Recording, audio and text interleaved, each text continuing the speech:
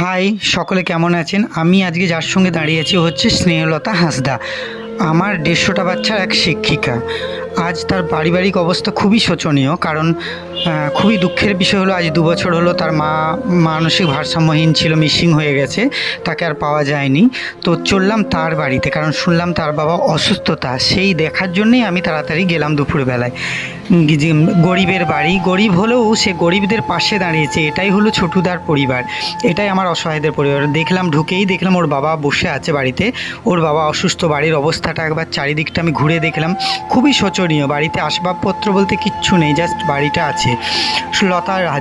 লতা এত কিছু কাজের মধ্যেও যে আমাদের অসহায় দুস্থ বাচ্চাদের পাশে দাঁড়ায়, ঝাড় দেওয়া, মাটি কাটা, নিজের বাড়ির যাবতীয় কাজ। একটা গরিব মেয়ে ছেলে, লতা আদিবাসী হয়েও যে অসহায় দুস্থ বাচ্চাদের পাশে দাঁড়িয়েছে আমাদের এই লড়াইয়ে, সেটাই সবথেকে বড়।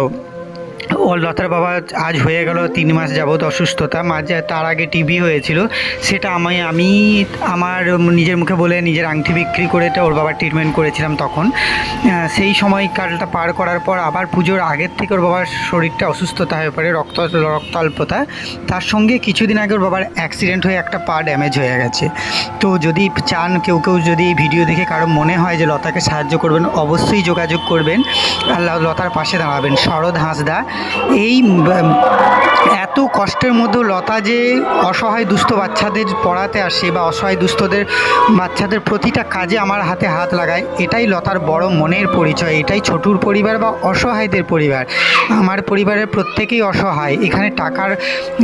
এখানে আমাদের পরিবার সদস্যদের কারোরই টাকা ঠিকঠাক নেই, কিন্তু সে না, টাকা না থাকলেও বড় মন আছে। লতা যে বড় মনের পরিচয় দিয়েছে, বাড়িতে অসুস্থতা পিতাকে রেখেও যে অসহায়দের জন্য লড়ে চলেছে, এটা লড়াকু মহিলা।